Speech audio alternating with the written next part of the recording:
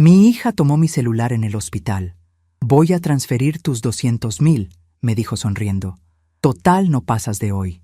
Mi nombre es Consuelo, 75 años, vendedora de tamales en la esquina aquí en Barrio de Analco. Ella ignoraba mi nueva clave.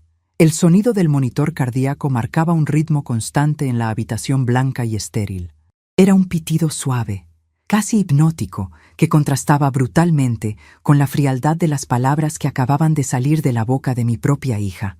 Yo estaba recostada sobre aquellas sábanas ásperas, con la bata de hospital cubriendo mi cuerpo cansado, sintiendo el peso de mis 75 años más que nunca.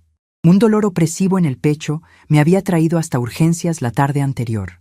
Un simple susto provocado por el agotamiento, según me había dicho el médico de guardia, pero suficiente para que Elena, mi única hija, creyera que mi final estaba escrito en las próximas horas. Mis manos, de piel clara y marcadas por las pecas y las manchas propias de la edad, reposaban inertes sobre mi regazo. A través de mis pupilas, que han visto amanecer en la ciudad de Puebla durante más de 7 décadas, observaba cada uno de sus movimientos. Elena estaba de pie junto a los pies de mi cama. Su rostro, de tez blanca como el mío y enmarcado por un cabello perfectamente arreglado, no mostraba ni un ápice de tristeza. Todo lo contrario. Sus ojos brillaban con una anticipación que me heló la sangre mucho más que el aire acondicionado de aquella habitación clínica. «Ya descansaste mucho, mamá», murmuró Elena sin siquiera mirarme a los ojos, con la vista fija en la pantalla de mi teléfono inteligente. «Ese dinero me sirve más a mí. Al fin y al cabo, los médicos dijeron que tu corazón está muy débil. No tiene caso que esos 200,000 pesos se queden congelados en el banco si tú no pasas de esta noche. Yo tengo deudas que pagar». No hubo un grito de mi parte. No hubo lágrimas corriendo por mis mejillas. A lo largo de mi vida, aprendí que el dolor más profundo no hace ruido, te paraliza, te seca la garganta y te obliga a tragar saliva como si estuvieras tragando piedras. La miré mover sus dedos ágilmente sobre la pantalla luminosa, buscando la aplicación del banco. Mi respiración se mantuvo pausada. La fuerza de una mujer no se mide por lo alto que puede falar con firmeza cuando la hieren, sino por la calma que puede sostener mientras el mundo entero parece desmoronarse bajo sus pies. Mientras la observaba, un torrente de recuerdos inundó mi mente. 200,000 pesos.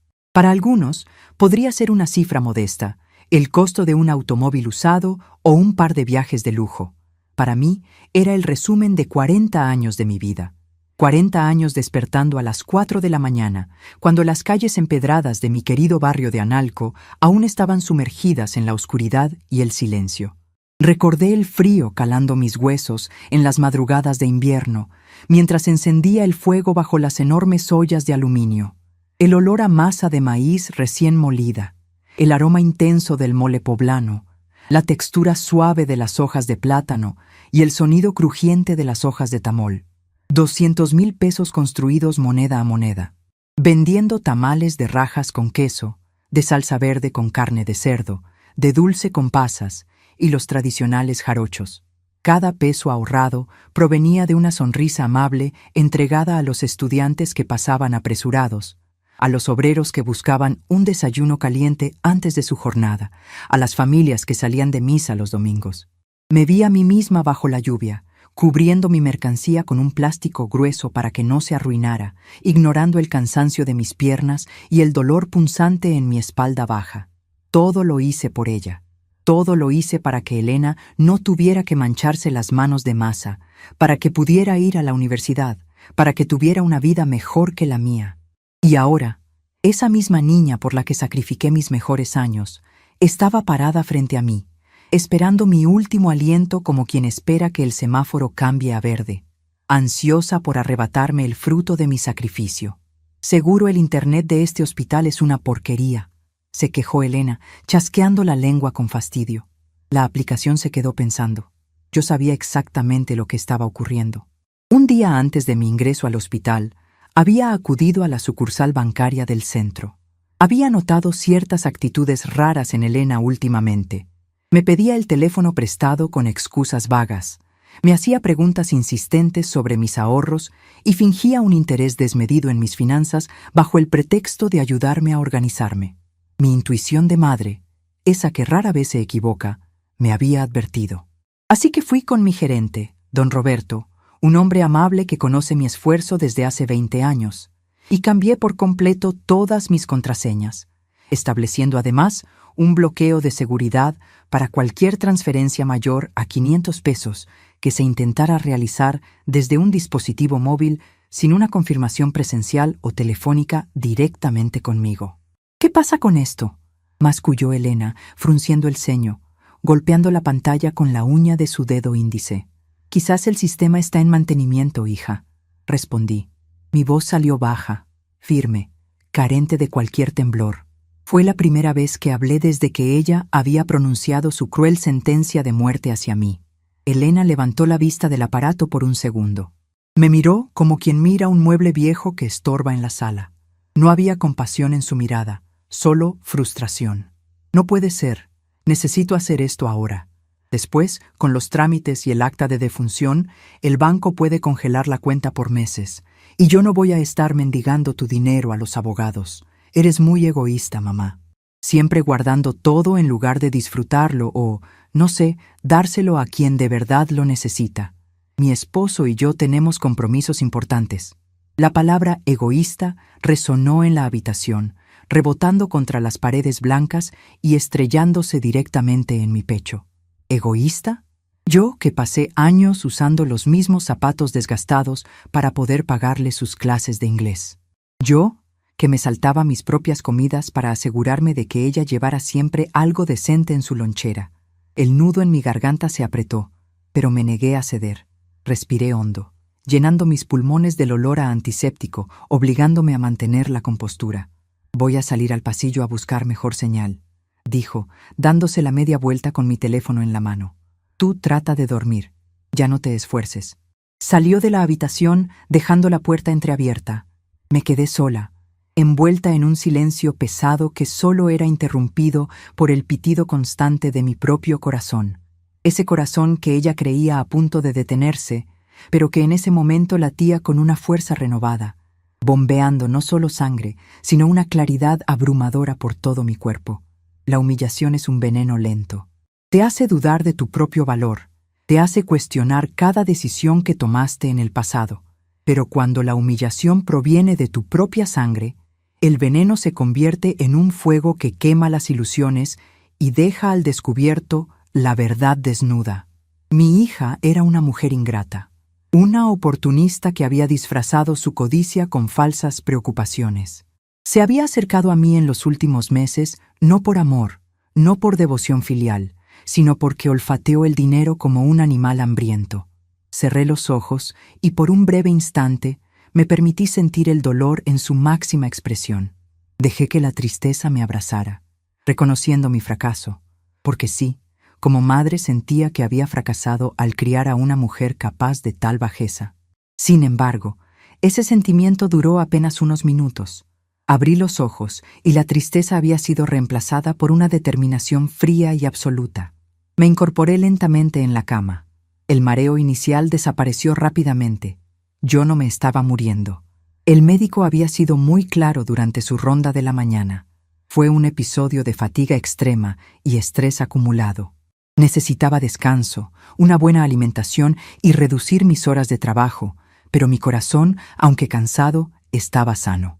Elena no se había molestado en escuchar el parte médico completo.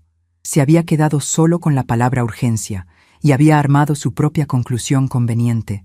Busqué en el pequeño cajón de la mesa de noche. Allí estaba mi monedero y un viejo teléfono de teclas, un aparato anticuado que yo usaba exclusivamente para recibir llamadas de mis proveedores de hojas de maíz y carne.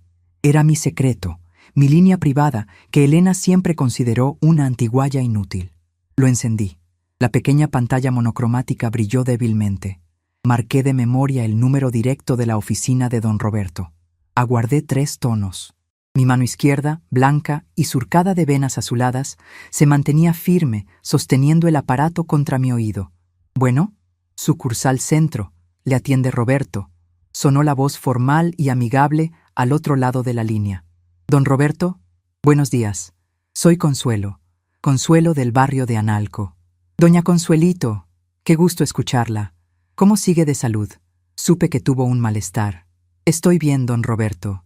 Nada que una buena noche de sueño no haya podido curar. Le llamo por un asunto urgente.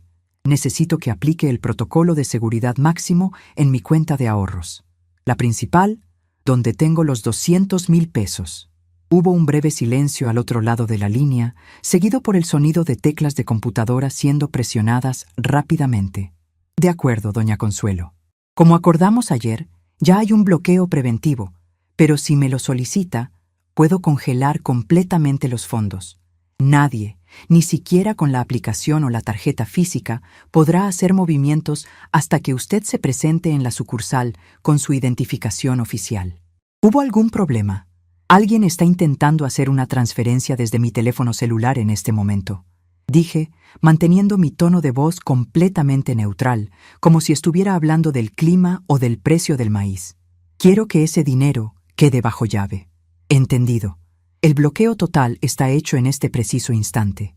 La aplicación marcará error de seguridad y cerrará la sesión de forma permanente. Nadie podrá acceder. Se lo agradezco mucho, don Roberto. Que tenga un buen día. Nos veremos pronto. Colgué el teléfono y lo guardé de nuevo en el fondo de mi monedero. Me recosté lentamente sobre las almohadas, acomodando la sábana sobre mis piernas. Acomodé mis manos cruzadas sobre mi regazo, respirando con una tranquilidad pasmosa.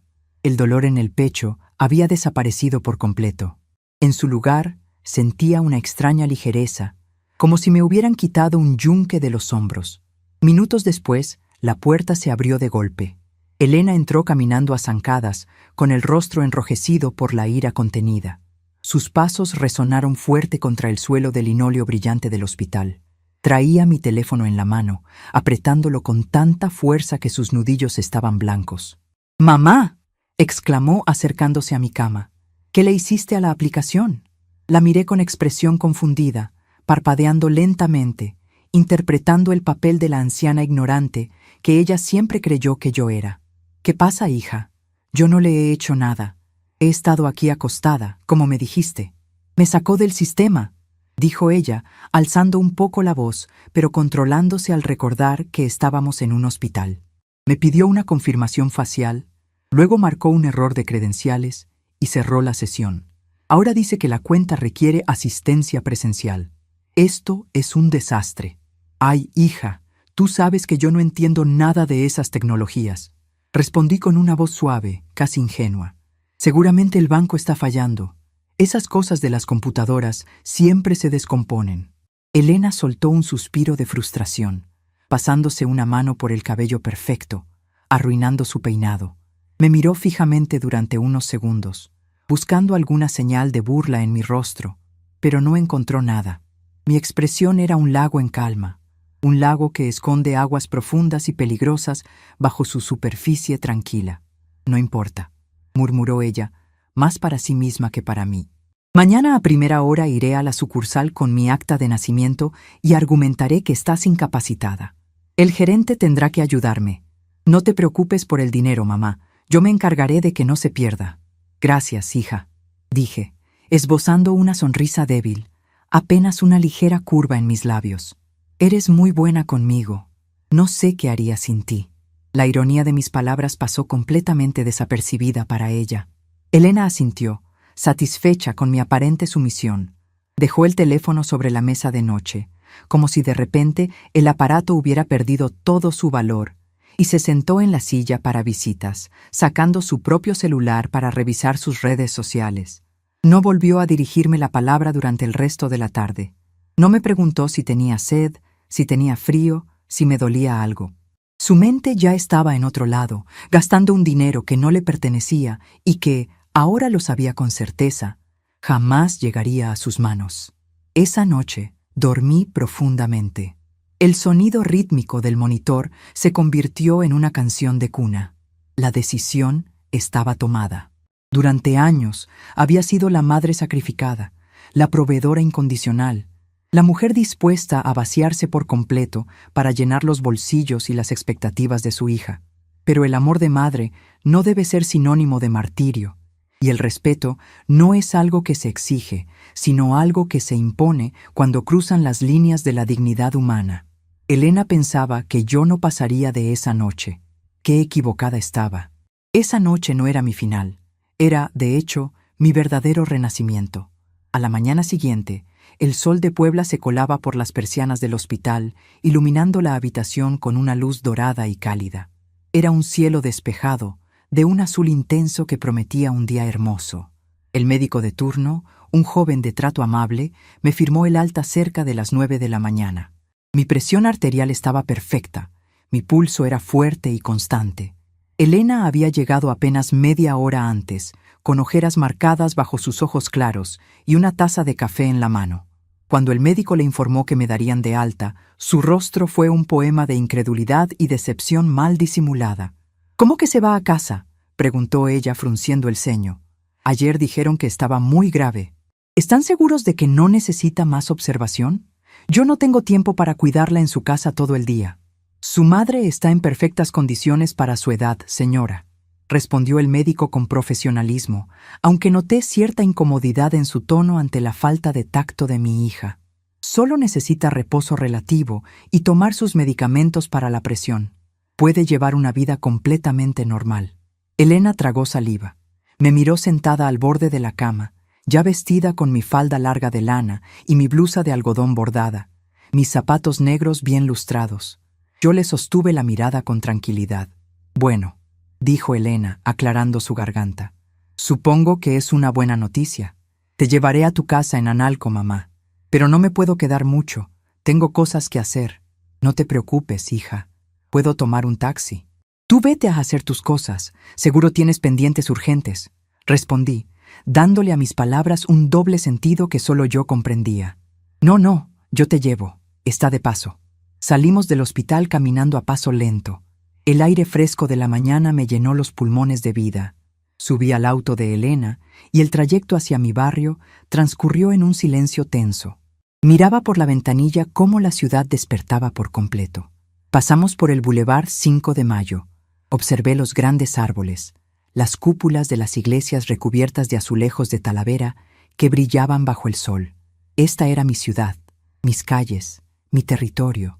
Sentía una conexión profunda con cada piedra de esas banquetas. Al llegar a las calles empedradas del barrio de Analco, el auto de Elena comenzó a sacudirse levemente. Aparcó frente a mi casa, una construcción modesta pero fuerte, con una fachada pintada de un tono amarillo ocre que yo misma mandé a retocar hacía unos años. La puerta de madera maciza, adornada con gruesos clavos de hierro forjado, me dio la bienvenida. «Listo, mamá. Entra y acuéstate. Yo vendré a verte por la tarde o mañana en la mañana. Te dejo un poco de dinero en la mesa por si necesitas pan o algo», dijo ella, sacando un billete de 100 pesos de su cartera y extendiéndolo hacia mí. Miré el billete. 100 pesos. Esa era su limosna, su manera de comprar la tranquilidad de su conciencia mientras planeaba cómo despojarme de mis ahorros de toda la vida. «Gracias, hija. Que te vaya bien». Tomé el billete con mis dedos firmes, bajé del auto y cerré la puerta. No esperé a que arrancara. Metí la llave en la cerradura, giré el mecanismo y entré a mi hogar. Cerré la puerta tras de mí, pasando el cerrojo doble. La casa olía a madera vieja, a canela y a la cera con la que pulía los pisos cada fin de semana. Era un aroma reconfortante. Era el olor de mi independencia. Dejé mi bolso sobre la mesa del comedor y caminé lentamente hacia la cocina. Allí, sobre una repisa de madera junto a la alacena, descansaba mi antigua radio de transistores. Un aparato plateado y rectangular, con la antena ligeramente doblada, que me había acompañado durante incontables madrugadas mientras preparaba la masa para los tamales. Extendí mi mano y giré la perilla del volumen. La estática llenó el ambiente por unos segundos hasta que sintonicé una estación local que tocaba música de marimba.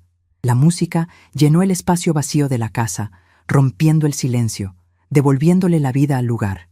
Me puse mi delantal de tela a cuadros, un hábito arraigado en mi cuerpo, no para cocinar, sino porque me hacía sentir protegida, como una armadura. Llené una olla pequeña de barro con agua, le agregué un trozo de canela, piloncillo y un par de cucharadas de café de grano. Encendí la estufa. Mientras esperaba que el agua hirviera, caminé hacia mi recámara. Era el momento de actuar. Elena me creía derrotada, pero no conocía a la verdadera Consuelo. Me agaché junto a mi viejo ropero de cedro. En la parte inferior, debajo de una pila de suéteres tejidos a mano que olían a naftalina, había una caja de galletas de metal oxidada. Tenía una pintura desgastada de un paisaje campestre en la desaforo. Cualquier ladrón o cualquier hija codiciosa pasaría de largo al verla, pensando que solo guardaba hilos o botones viejos. Saqué la caja y me senté al borde de mi cama. La abrí con un sonido metálico. Dentro no había botones.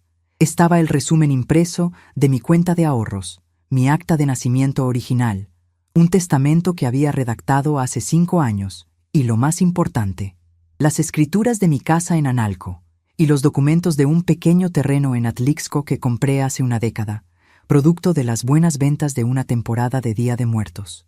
Tomé los papeles entre mis manos blancas. El tacto del papel grueso me dio seguridad. Elena siempre dio por sentado que esta casa ya le pertenecía, que sería suya por derecho divino al yo faltar. De hecho, un año atrás, intentó llevarme con un abogado amigo de su esposo para que le firmara un poder general, argumentando que así ella podría ayudarme con el pago del predial y los servicios. Yo fui con ella. Escuché pacientemente las explicaciones enredadas del licenciado y en el último momento alegué un terrible dolor de cabeza para salir de la oficina sin firmar ni una sola hoja. Elena se enfadó muchísimo esa vez, pero terminó creyendo que solo era mi terquedad de anciana y no una desconfianza calculada. Regresé a la cocina con los documentos en mano. El aroma al café de olla ya inundaba el ambiente, dulce y especiado. Me serví una taza humeante y me senté en la silla de madera frente a la mesa. Coloqué los papeles frente a mí. Mientras bebía un sorbo de café, sintiendo el calor bajar por mi garganta, comencé a trazar mi plan. Elena había intentado humillarme en mi momento de mayor vulnerabilidad física. Había demostrado que no le importaba mi bienestar, sino mi patrimonio. Yo no iba a pelear con ella a gritos. No iba a reclamarle su falta de amor. Los reclamos exigen que la otra parte tenga conciencia, y mi hija había demostrado no tenerla. Iba a usar las herramientas que el tiempo, la experiencia y la vida me habían dado. El conocimiento es una prueba poderosa cuando se sabe usar en silencio. Tomé de nuevo mi viejo celular de teclas. Marqué el número de la notaría pública que estaba a unas cuantas calles de aquí, donde el licenciado don Ernesto, un hombre mayor y sumamente recto, llevaba mis asuntos desde hace años. «Notaría pública, buenos días», contestó una secretaria. «Buenos días, señorita. Habla Consuelo, del barrio de Analco. Necesito una cita urgente con el licenciado Ernesto. Es sobre mi testamento y unas escrituras. Permítame un momento, doña Consuelo. Voy a revisar su agenda». Se escuchó el paso de las hojas. «El licenciado tiene un espacio libre hoy a las 12 del mediodía. ¿Le parece bien?» «Me parece perfecto. Ahí estaré puntualmente». Colgué. El reloj de pared de la cocina marcaba las 10:30 de la mañana. Tenía tiempo suficiente. La música de la vieja radio seguía sonando, alegre y vibrante. Observé mis manos. Ya no temblaban como la tarde anterior en el hospital. Estaban firmes. Las manos que durante años amasaron manteca y maíz ahora sostendrían el peso de la justicia sobre mi propia vida. El plan era sencillo, pero requería precisión. Primero, el banco, luego la notaría, y finalmente, dejar que Elena cayera en su propia trampa. Ella y su esposo llevaban una vida de apariencias. Sabía por vecinos y conocidos que él había perdido su empleo hacía meses y que pagaban las tarjetas de crédito con otras tarjetas de crédito. Estaban desesperados. Esos 200,000 pesos eran sus salvavidas, la salida fácil a sus malas decisiones financieras. Pensaron que la mujer vieja que vendía tamales en la esquina era presa fácil. Terminé mi café. Lavé la taza inmediatamente y la puse a escurrir. Apagué la radio, sumiendo la casa en un silencio que ahora se sentía lleno de propósito. Guardé los documentos importantes dentro de una bolsa de tela oscura, de esas que uso para ir a comprar las verduras al mercado, y la metí dentro de mi bolso principal. Caminé hacia el espejo del pasillo. Me miré fijamente. Las arrugas en mi rostro eran los surcos de mi historia. Mis ojos color café oscuro brillaban con una intensidad renovada. Me acomodé el chal oscuro sobre los hombros, alicé mi falda y tomé mis llaves. Justo cuando mi mano tocó el pomo de la puerta principal, escuché el sonido inconfundible de un motor apagándose frente a mi casa, seguido de un portazo enérgico. Los pasos rápidos resonaron en la acera, y un segundo después, 2 golpes fuertes e impacientes retumbaron contra la madera de mi puerta. No necesitaba adivinar quién era. Solo había una persona tan desesperada y furiosa en esta ciudad esa mañana. «¡Mamá! ¡Abre la puerta!». La voz de Elena se filtró por las rendijas, ahogada pero cargada de una urgencia agresiva. Solté un suspiro corto. Mi rostro adoptó automáticamente la expresión de serenidad y ligera confusión que tan bien me había funcionado hasta ahora. Respiré profundo. El verdadero juego, el de la justicia silenciosa, estaba a punto de comenzar, y yo no daría un solo paso en falso. Giré el cerrojo y abrí la puerta lentamente. Elena estaba parada en el umbral, con el rostro enrojecido y la respiración agitada. Llevaba el teléfono celular apretado en una mano con tanta fuerza que sus nudillos blancos casi parecían a punto de romperse. Su mirada saltó de mi rostro a la bolsa oscura que yo sostenía y luego al interior de la casa, como si buscara a alguien más. «¿Por qué pasas el cerrojo, mamá?», exclamó, entrando de golpe sin esperar invitación. Su voz era aguda, cargada de una irritación que ya no se molestaba en disimular. «Llevo 10 minutos marcándote. Fui a la sucursal del banco en el centro, la que está cerca de mi casa, y el gerente, un tipo de lo más ineficiente, me dijo que no puedo hacer ningún movimiento sin tu credencial de elector original y tu presencia física. Le expliqué que estabas mal, que acababas de salir del hospital, pero no quiso escuchar. La observé en silencio. Su cabello rubio, teñido, perfectamente peinado la tarde anterior, ahora lucía un poco desordenado por el viento y la prisa. Su blusa de seda mostraba pequeñas manchas de sudor. La desesperación la estaba consumiendo. «Ay, hija», dije, suavizando mi voz y adoptando una postura ligeramente encorvada, llevando una de mis manos pálidas a mi frente como si estuviera confundida. No escuché el teléfono. Estaba por ir al mercado. Pensé en comprar unos tomates para hacer un caldito. Me siento un poco desorientada con tanta medicina. Ya ves cómo es esto de la edad. Elena rodó los ojos, exhalando un suspiro de frustración exagerado. Cayó redondita en la trampa. Para ella, yo ya era solo una anciana perdiendo sus facultades, un estorbo que olvidaba las cosas importantes para pensar en tomates. «No, mamá, nada de mercado ahora», ordenó con tono autoritario, tomándome del brazo con una firmeza que rozaba la falta de respeto. «Tienes que venir conmigo al banco, ahorita mismo. Vamos a la sucursal que está aquí a unas calles, donde abriste la cuenta. Si te ven ahí en persona y les dices que yo me voy a encargar de todo de ahora en adelante, ya no me pondrán trabas. Anda, camina». No opuse resistencia. Me dejé guiar hacia su auto, manteniendo la bolsa de tela oscura bien sujeta contra mi pecho. El sol del mediodía bañaba las calles empedradas, reflejándose en las paredes coloniales y calentando mi piel blanca. El trayecto fue corto, apenas 5 minutos, pero para Elena pareció una eternidad. Tamborileaba los dedos sobre el volante en cada semáforo, murmurando quejas sobre el tráfico, sobre el banco, sobre lo injusta que era la burocracia con las personas que solo querían ayudar a sus padres. Yo miraba por la ventana, guardando un silencio sepulcral, reuniendo toda la claridad mental que necesitaba para el siguiente movimiento. Llegamos a la sucursal bancaria.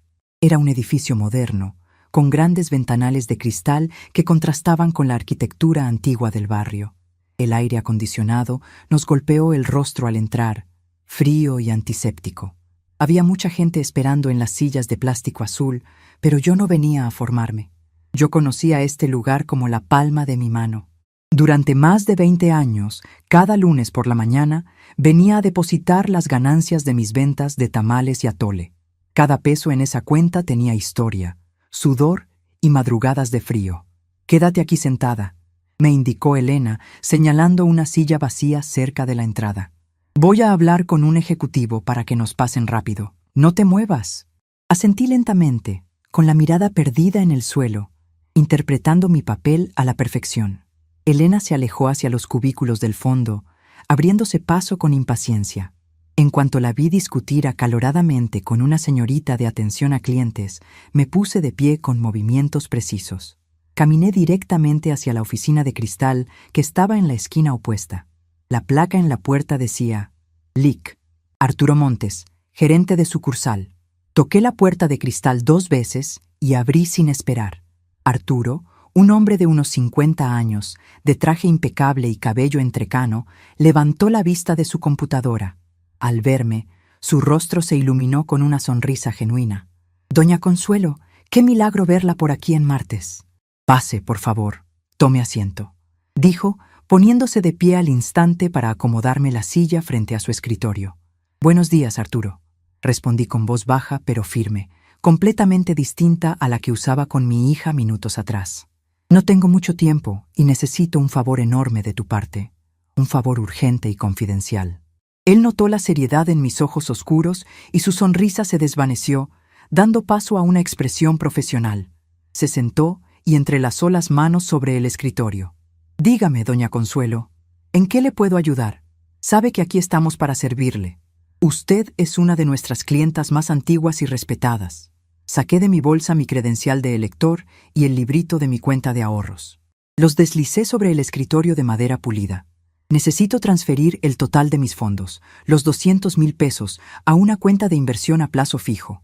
Una cuenta nueva, a mi nombre exclusivo, con un candado de seguridad estricto. Nadie, absolutamente nadie, puede tener acceso a esa información, y mucho menos hacer retiros, a menos que yo esté presente físicamente. Y quiero dejar en la cuenta de débito actual exactamente 300 pesos. Nada más». Arturo frunció el ceño ligeramente, sorprendido por la petición. Tecleó mi número de cuenta en su computadora y observó la pantalla. «Doña Consuelo, hacer ese movimiento bloqueará su liquidez inmediata por al menos 6 meses. ¿Está segura? Si tiene alguna emergencia médica».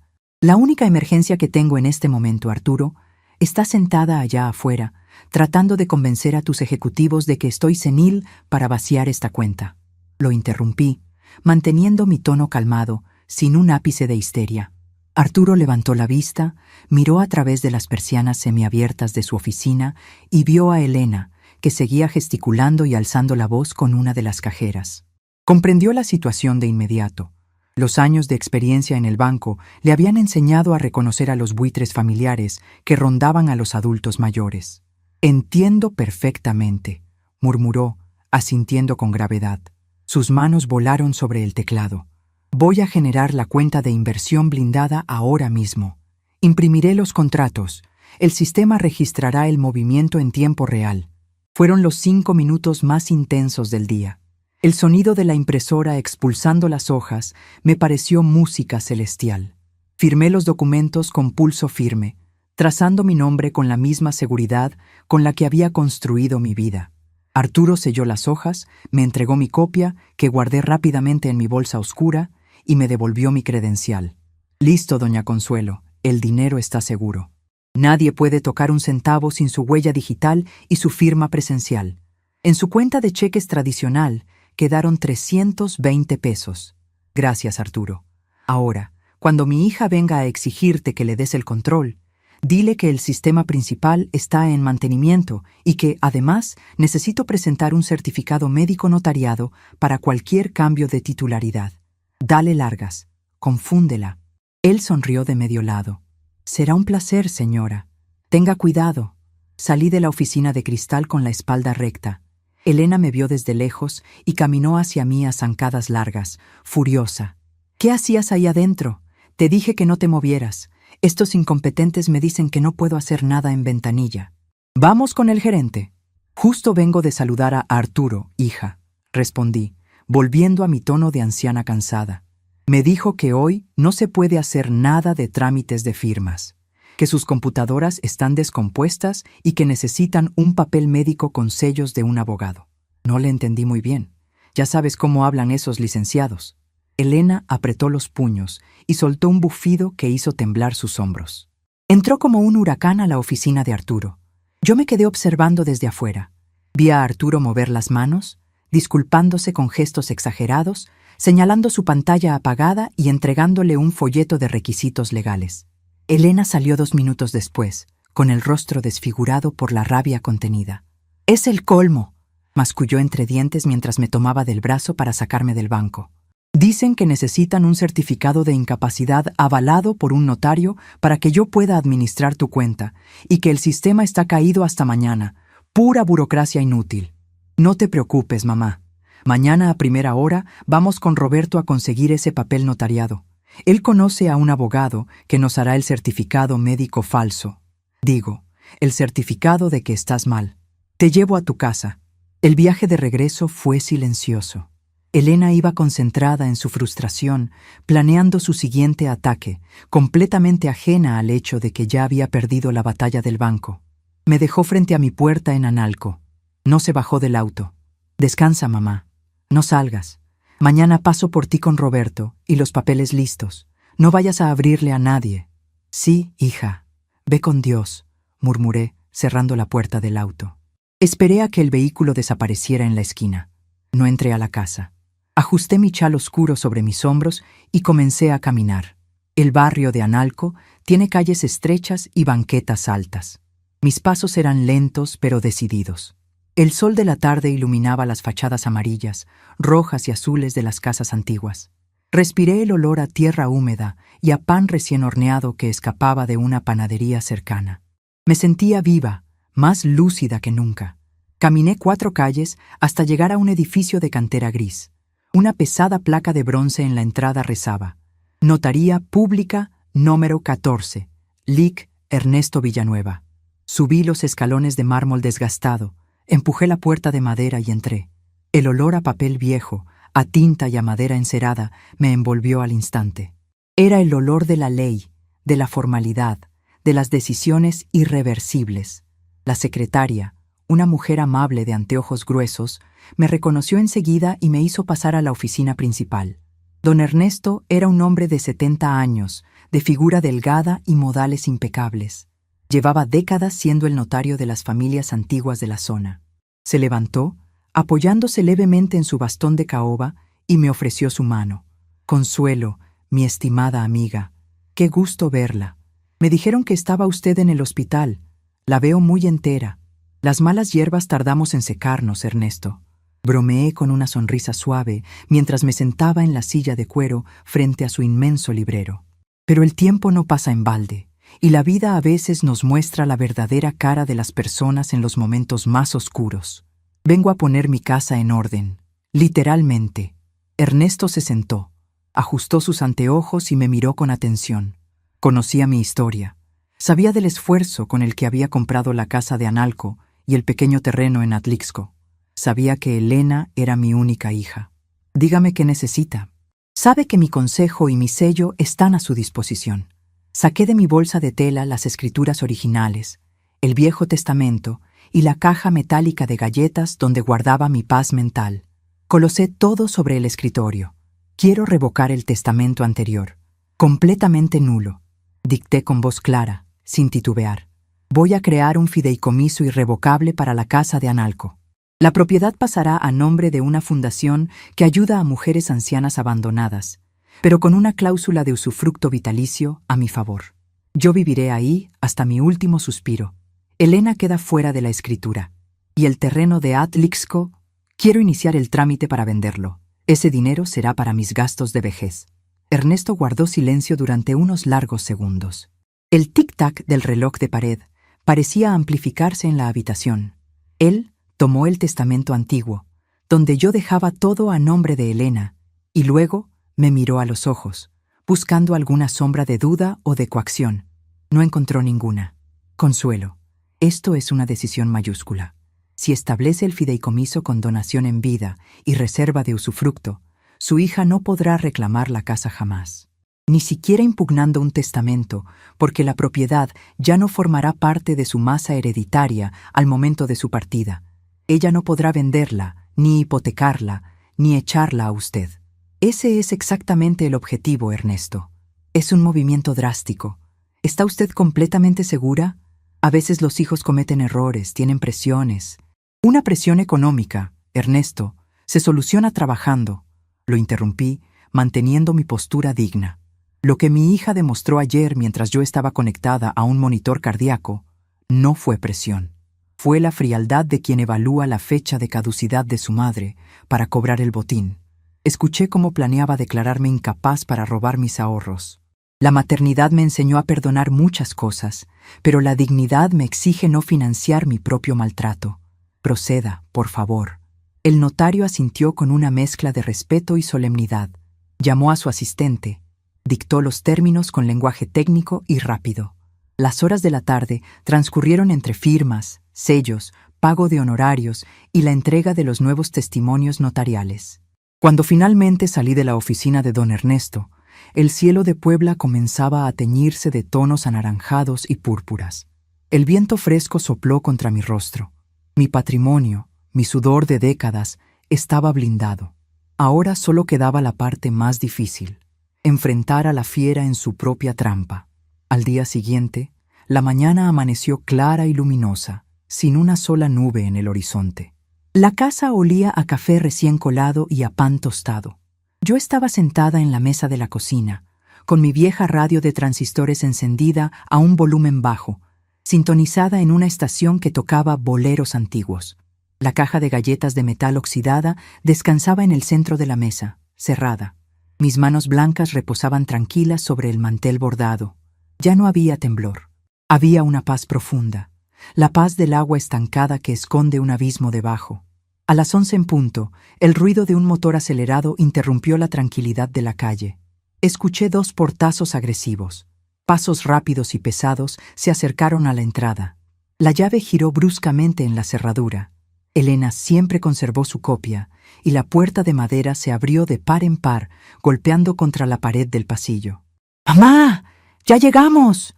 La voz de Elena resonó en la casa, aguda y demandante.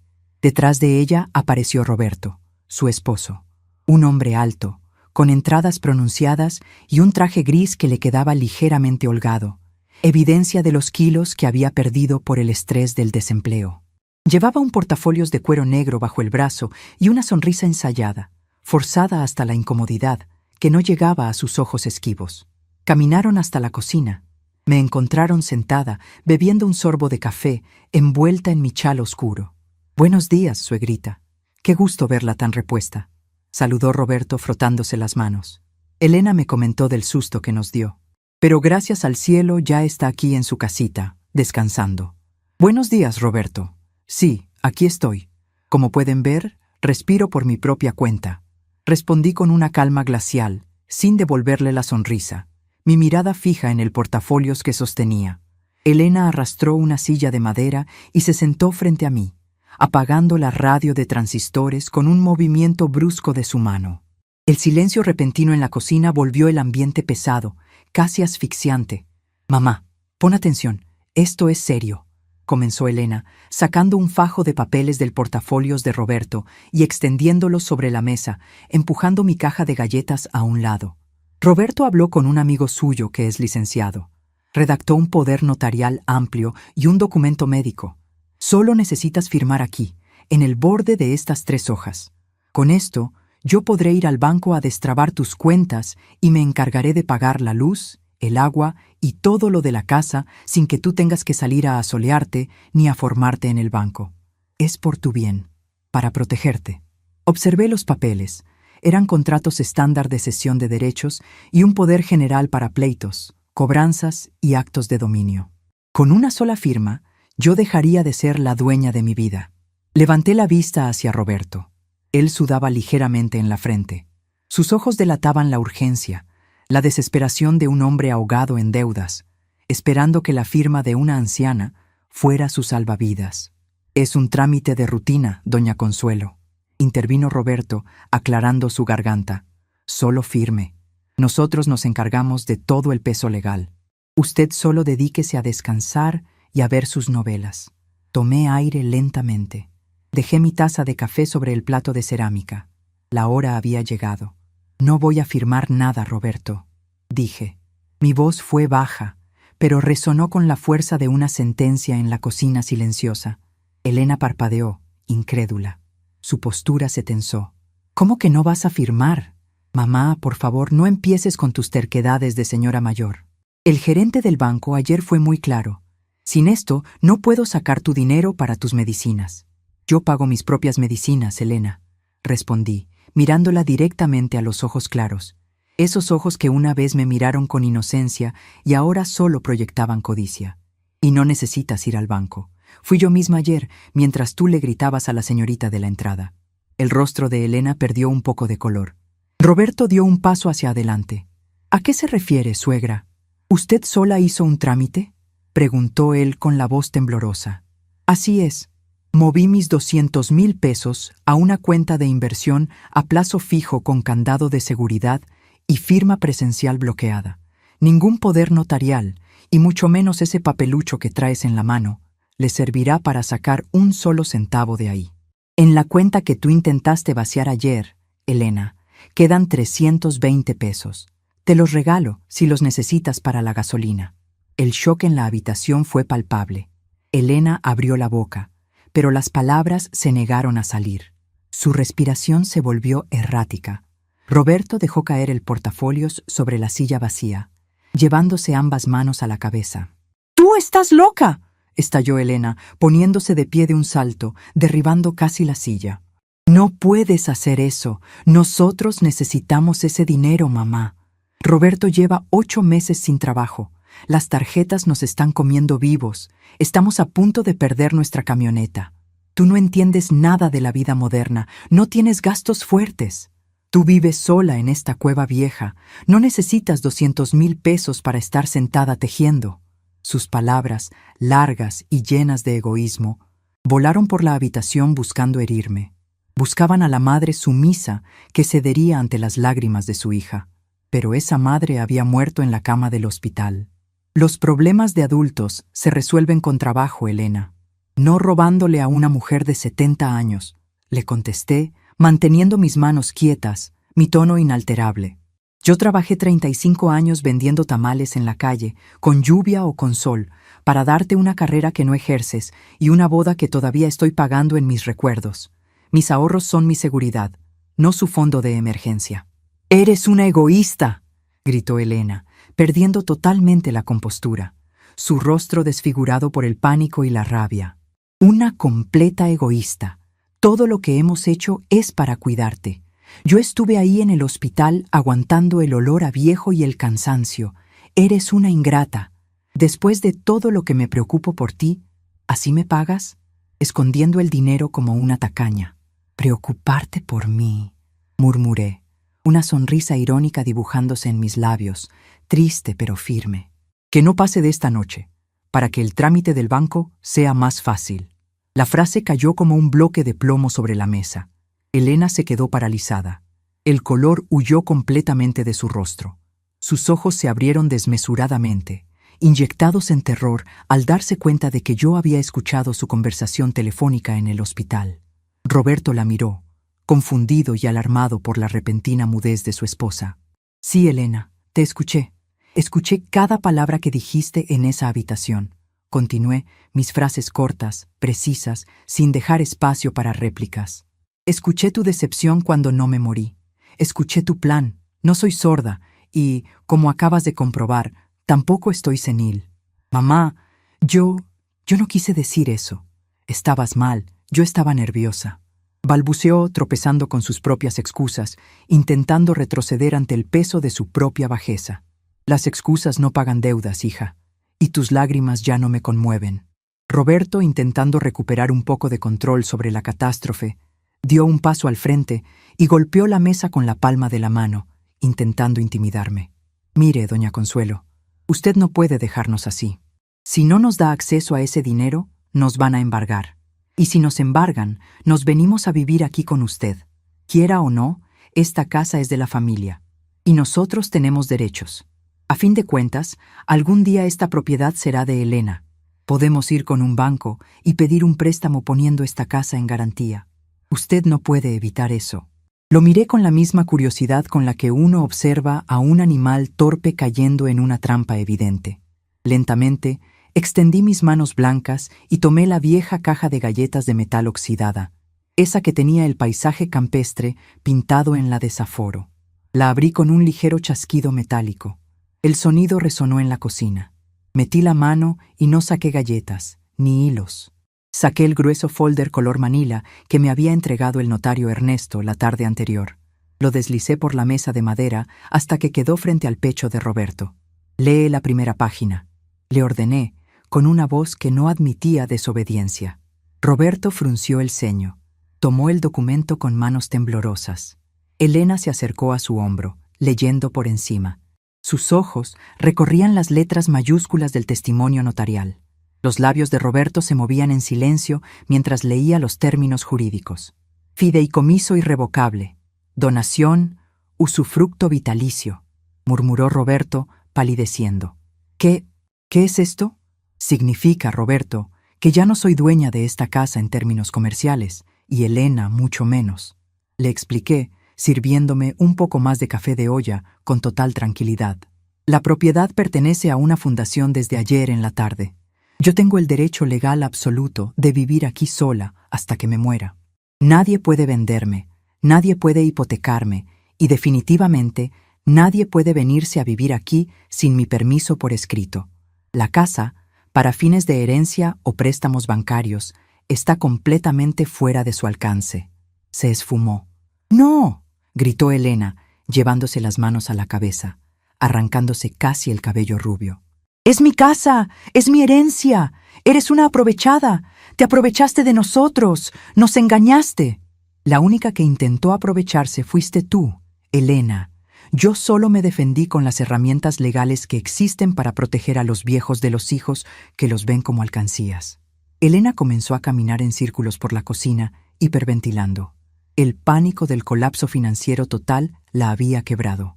«Te voy a demandar», amenazó, señalándome con un dedo tembloroso. «Voy a ir a un juzgado familiar.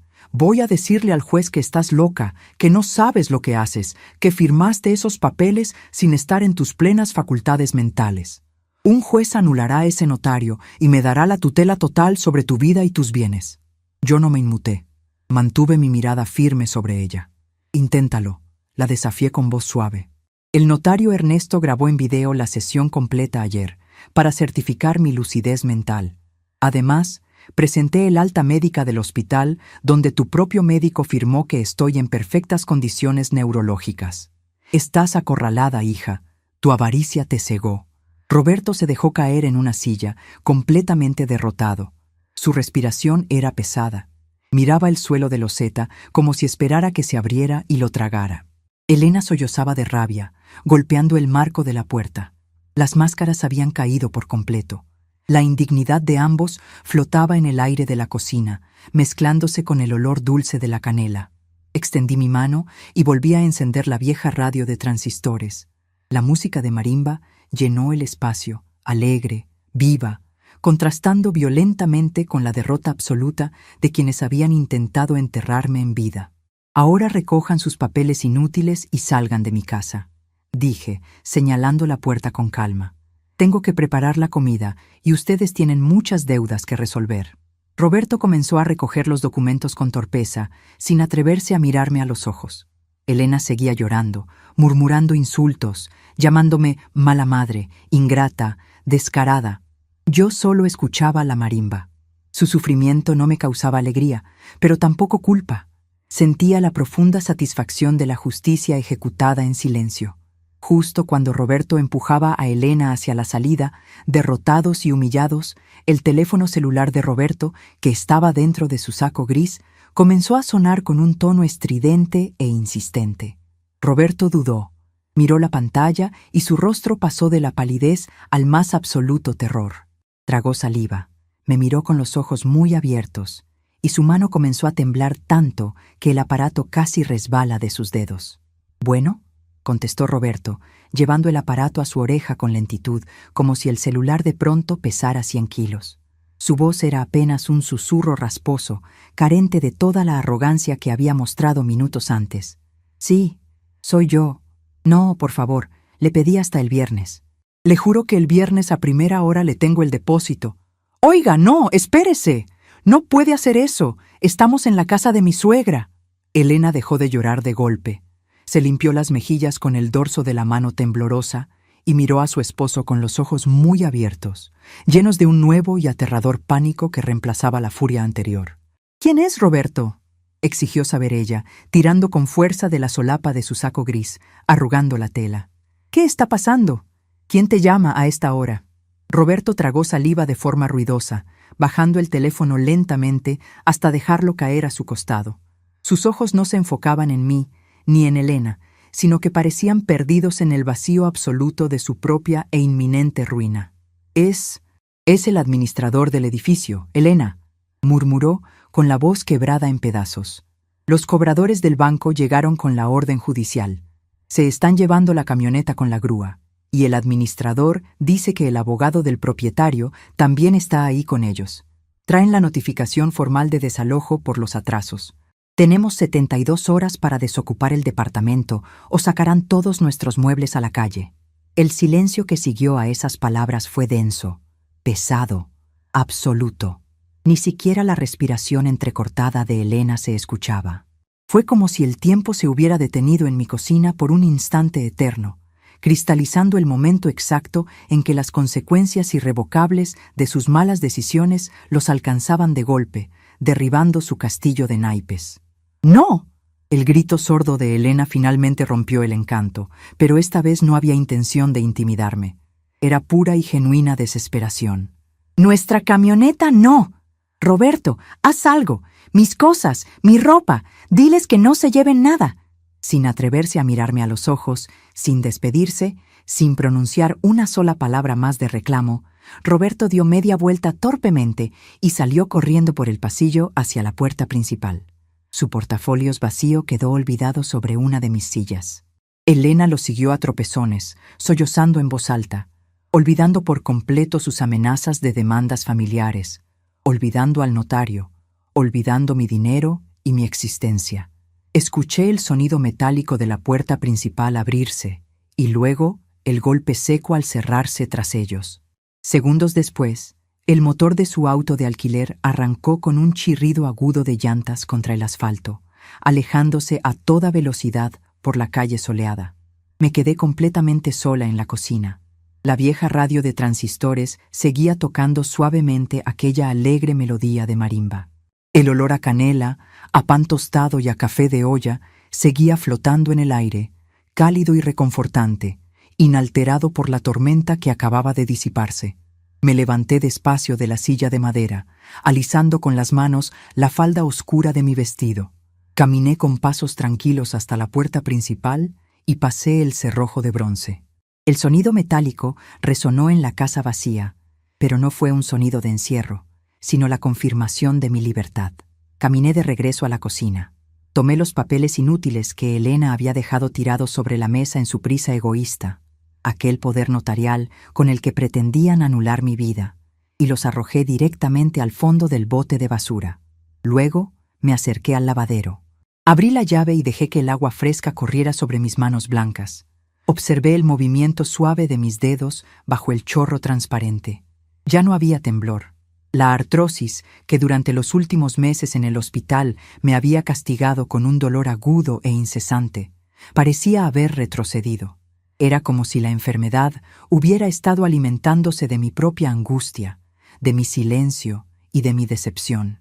Ahora que la verdad estaba sobre la mesa, mi cuerpo respondía con una ligereza que no sentía desde hacía 20 años. Me sequé las manos con un trapo de algodón limpio. Miré por la ventana. El sol de la mañana iluminaba el patio trasero, revelando las macetas de barro que durante semanas de mi ausencia habían estado descuidadas. Las hojas verdes de mis rosales parecían más brillantes bajo la luz clara, como si también ellas hubieran respirado aliviadas tras la sequía.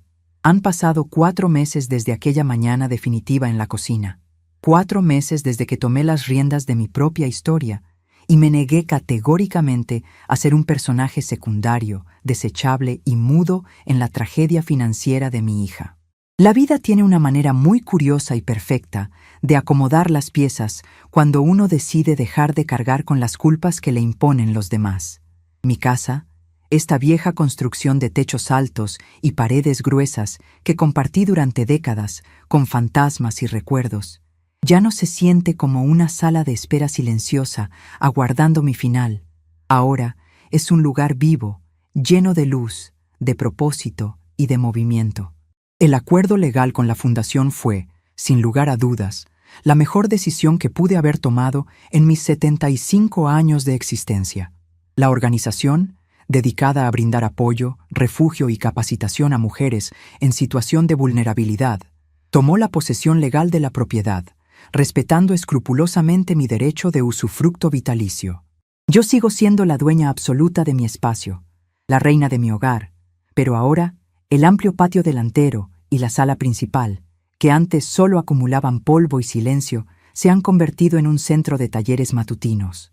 La casa se llena de lunes a viernes con voces suaves, con pasos tranquilos, con risas tímidas de mujeres de todas las edades que están buscando desesperadamente reconstruir su propio camino. A cambio de la cesión futura de la propiedad, la fundación se encarga del mantenimiento total del inmueble, de pintar las paredes, de arreglar las tuberías, del pago puntual de los servicios de agua y luz, y me proporciona un acompañamiento médico de primera calidad que me visita una vez por semana. Ya no existe el miedo a la soledad de la madrugada, ni las facturas que antes me quitaban el sueño. Esa vieja imagen cliché de la anciana solitaria, asomada por la ventana, viendo pasar la vida de los demás, quedó completamente borrada de mi destino. Ahora, la vida ocurre aquí adentro, bajo mis propias reglas y mi propia supervisión. Es martes por la mañana. El clima es sencillamente perfecto, con una brisa cálida y amable que entra por las ventanas de la cocina, abiertas de par en par, haciendo bailar ligeramente las cortinas de encaje. La cocina está llena de una energía laboriosa. A mi lado, vistiendo un mandil blanco impecable sobre su blusa sencilla de algodón, está Valeria.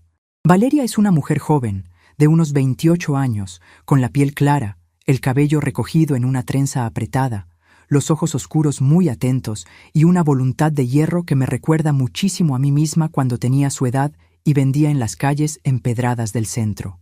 Ella llegó a la fundación hace 2 meses, huyendo de un marido controlador y abusivo que durante 5 años la había convencido sistemáticamente de que ella no servía para nada más que para lavar platos.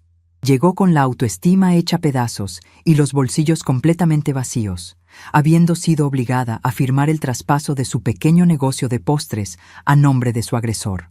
Ahora, Valeria es mi estudiante más dedicada. Me ofrecí como voluntaria para enseñarles mis recetas tradicionales, aquellas que me dieron de comer durante 35 años, para que estas mujeres puedan iniciar sus propios negocios.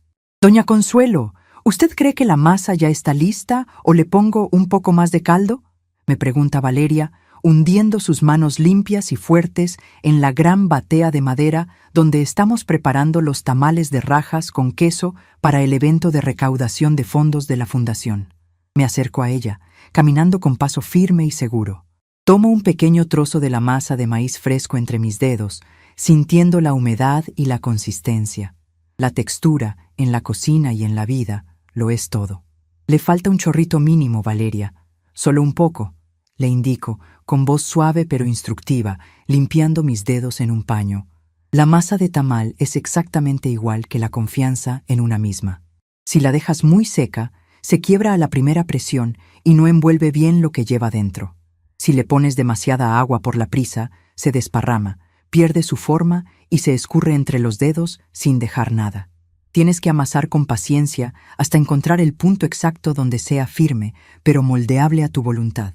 Valeria sonríe ampliamente, revelando unos dientes blancos, y añade el caldo con mucho cuidado, amasando desde el fondo con movimientos rítmicos y seguros. «Usted siempre tiene una frase sabia para todo, doña Consuelo», comenta ella, limpiándose una gota de sudor de la frente con el dorso del brazo libre. «Ojalá yo hubiera tenido a alguien que me enseñara estas cosas de la vida y del dinero antes de casarme con aquel sinvergüenza. Me habría ahorrado muchos llantos en silencio y muchas humillaciones en los bancos. Me apoyo con tranquilidad en el borde de la mesa de madera, observando cómo sus manos jóvenes trabajan la masa que la sacará adelante. Las lecciones más importantes llegan justo cuando uno está listo para entenderlas, mija. Ni un día antes, ni un día después. le respondo, acercándome a la estufa para revisar el fuego bajo la olla vaporera. La sociedad se encarga de enseñarnos desde niñas a ser complacientes, a bajar la mirada cuando un hombre habla fuerte, a ceder nuestro espacio, nuestro dinero y nuestra voz para no incomodar a los demás. Nos repiten hasta el cansancio que ser buena mujer es sinónimo de ser mártir, que aguantar en silencio es una virtud, y esa, Valeria, es la mentira más enorme y peligrosa que nos cuentan. Valeria detiene su trabajo por un segundo.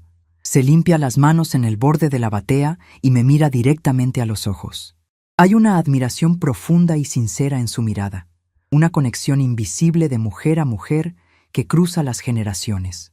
¿Y qué pasa cuando los que exigen que seas mártir son los de tu propia sangre, doña Consuelo?, pregunta Valeria, bajando el tono de su voz, tocando con sumo respeto el tema que ambas sabemos que flota en mi historia. Suspiro lentamente, aspirando el olor al maíz molido. No es un suspiro de tristeza melancólica, sino de una profunda y reflexiva aceptación de la realidad. La sangre te hace pariente, Valeria. Es un accidente biológico, pero el respeto constante, la lealtad en las malas y el cuidado mutuo son los únicos elementos que te hacen familia. Le explico, con la voz clara, pausada y sin el más mínimo asomo de rencor amargo. A los hijos se les ama inmensamente. Yo amé a mi hija desde el primer instante en que la sostuve en mis brazos, pequeña y frágil. Le di cada gota de energía que mi trabajo en la calle bajo el sol me permitió darle. Pero el amor incondicional de una madre no es un cheque en blanco para que te pisoteen en tu vejez. Cuando tu propia sangre te ve únicamente como una cartera abierta, cuando un yerno te mira como un estorbo que ocupa una propiedad valiosa, y cuentan en susurros los días para tu funeral, entonces tienes el derecho sagrado y la obligación moral de poner un alto definitivo. ¿De verdad no se siente culpable a veces? Ya sabe, por haberla dejado sin ese dinero cuando estaban tan mal. Pregunta ella con cautela, retomando el amasado lentamente, temiendo cruzar una línea invisible. La culpa es un veneno amargo que las mujeres nos tomamos solas, esperando absurdamente que otros se curen de su egoísmo. Sentencio, dibujando una pequeña sonrisa en mis labios. No, Valeria, no me siento culpable de protegerme.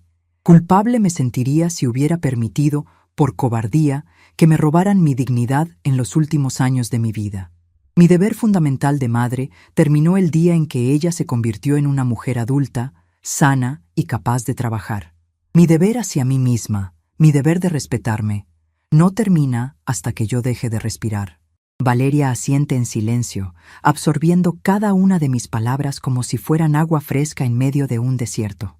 Por eso te digo esto a ti, para que nunca lo olvides. Jamás dependas de nadie económicamente, Valeria. Continúo, señalando la mesa de trabajo llena de ingredientes. Aprende bien este oficio. Perfecciona la receta. Cobra lo justo por tu esfuerzo. El trabajo honrado te otorga libertad. Y una mujer que tiene su propio dinero en la bolsa es una mujer libre, que no tiene que soportar las condiciones de ningún oportunista. Tu trabajo es tu escudo. Tu dinero es tu barrera protectora. Guárdalo, adminístralo con inteligencia y nunca, jamás, bajo ninguna presión romántica o familiar, firmes un documento cediendo tus bienes sin saber qué estás entregando. Se lo prometo por mi vida, doña Consuelo. Nadie vuelve a aprovecharse de mí nunca más, dice ella, con una firmeza repentina en la voz que hace que mi corazón se llene de un orgullo genuino, un orgullo maternal sano, constructivo, que yo creía haber perdido para siempre. Terminamos de armar las decenas de tamales entre pláticas y consejos. El olor a hojas de maíz cocidas al vapor, a manteca fresca, a salsa de tomate asado y chiles inunda la casa entera. Es un olor a tradición, a trabajo honesto, a pura supervivencia. Es el aroma de mi juventud esforzada, recuperado ahora en mi vejez, con un significado completamente nuevo y victorioso. La vida fuera de los seguros muros de mi casa siguió su curso natural, y el peso implacable de las decisiones cobró su factura exacta a quienes intentaron aprovecharse de mi debilidad física. Hace apenas un par de semanas, me encontré de casualidad con doña Leticia en los pasillos del Mercado Central. Ella es una de las amigas lejanas de la familia, una mujer que todavía frecuenta los mismos círculos sociales que mi yerno solía presumir. Me contó las novedades sin que yo tuviera que preguntar mucho, con esa prisa característica de quien lleva un secreto en la punta de la lengua. Elena y Roberto se estrellaron de frente contra la tormenta perfecta de deudas que ellos mismos habían cultivado durante años de apariencias. El banco, a diferencia de una madre, no tuvo piedad ni aceptó lágrimas falsas. Les embargaron la camioneta de lujo aquella misma mañana frente a todos sus vecinos. 3 días después, al no poder saldar la enorme deuda de meses de renta atrasada, fueron desalojados legalmente de su elegante departamento. Doña Leticia me explicó, bajando la voz entre los puestos de fruta, que ahora viven en un minúsculo cuarto alquilado en una colonia ruidosa, lejana y polvorienta a las afueras de la ciudad. El dinero plástico de las tarjetas, las cenas en restaurantes caros y la superioridad que sentían sobre el mundo se esfumaron como el humo de un cigarro viejo. Roberto, aquel hombre del traje gris holgado que miraba por encima del hombro, tuvo que tragarse su orgullo de licenciado sin éxito.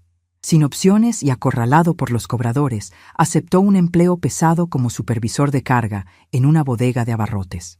Trabaja turnos agotadores de 10 horas diarias, cargando inventarios en libretas, lidiando con proveedores y soportando las exigencias de jefes mucho más jóvenes que él por un sueldo básico que apenas les permite pagar la comida y el pasaje del autobús.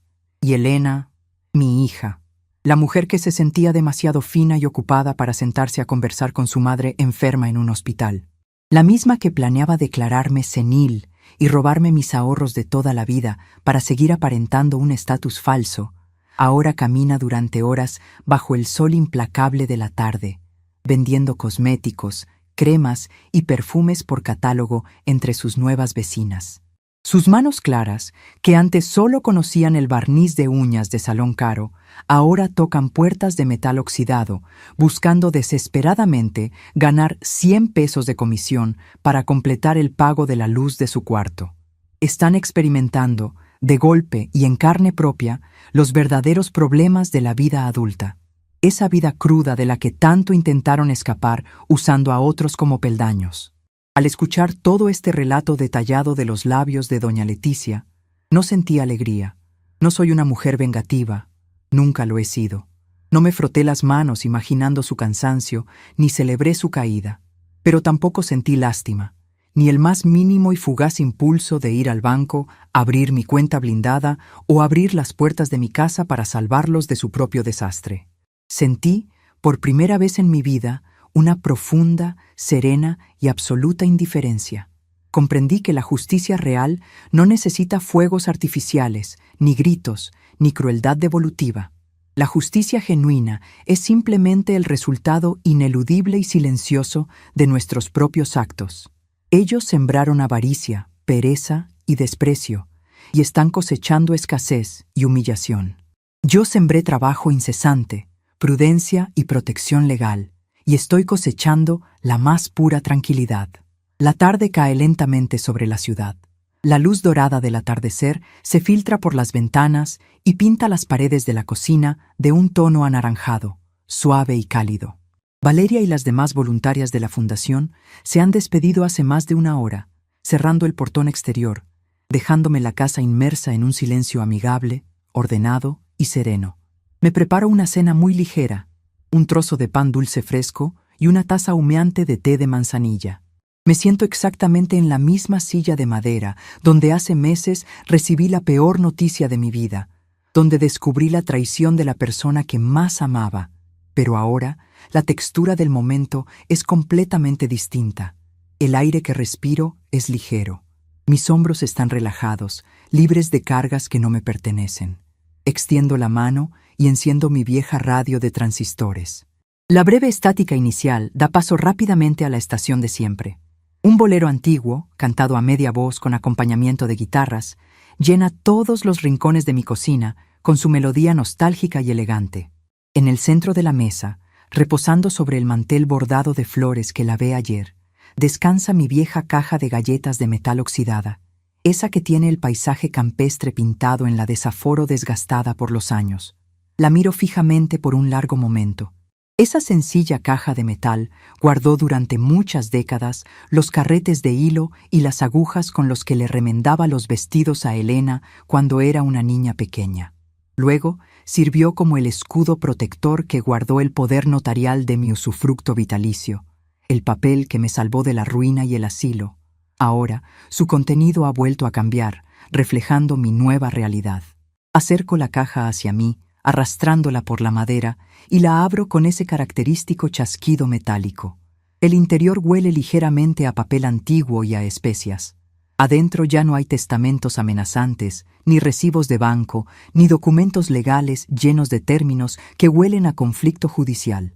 Ahora, la caja guarda mis tesoros verdaderos, los que el dinero no puede cuantificar. Ahí están, dobladas con cuidado, las recetas originales escritas a mano por mi abuela, con la tinta azul ya pálida por el paso del tiempo. Está una fotografía impresa recientemente, tomada en el patio delantero de la casa, donde aparezco en el centro, rodeada por Valeria y una docena de mujeres de la fundación. Todas estamos sonriendo, fuertes, apoyándonos mutuamente. Y en el fondo de la caja hay una pequeña nota de papel blanco que Valeria me entregó esta misma mañana de forma discreta. El mensaje dice, con una letra redonda, clara y firme: «Gracias por enseñarme a ser dueña de mí misma, mi querida maestra».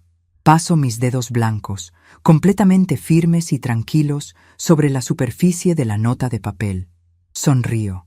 Una sonrisa genuina, inmensa y profunda, que nace desde el fondo de mi pecho, sube por mi garganta y se refleja en mis ojos, unos ojos cansados de ver, pero que ahora están más vivos que nunca. La sociedad moderna comete el grave error de creer que las mujeres de nuestra edad somos invisibles. Creen que, al peinarnos con canas, caminar más despacio y usar ropa conservadora, hemos perdido por completo la capacidad de luchar, de defendernos, de pensar con estrategia y astucia. Nos reducen en sus mentes a abuelas dóciles que solo sirven para hornear pasteles y cuidar nietos gratis, o peor aún, a cargas financieras molestas que deben ser toleradas con un fastidio disimulado. Qué equivocados están todos. La vejez no borra la inteligencia humana, ni adormece el instinto natural de supervivencia. Todo lo contrario. Los años vividos nos pulen como a las piedras en el río. Nos quitan las dudas, nos enseñan a leer las verdaderas intenciones ocultas detrás de una sonrisa ensayada de yerno. Nos quitan el miedo al qué dirán, y nos otorgan el coraje supremo para decir no, con firmeza, justo cuando el mundo entero, incluyendo a nuestros propios hijos, espera pacientemente que digamos sí bajando la cabeza. Cierro la vieja caja de metal con extremo cuidado. Le doy un pequeño y suave golpecito a la desaforo con mis nudillos, como quien sella una promesa sagrada consigo misma. Escucho el bolero suave en la radio, bebo un sorbo caliente de mi té de manzanilla y miro el cielo oscurecerse tranquilamente a través del cristal de la ventana. No hay deudas que me asfixien, no hay mentiras rondando mis pasillos, no hay temor en mi corazón.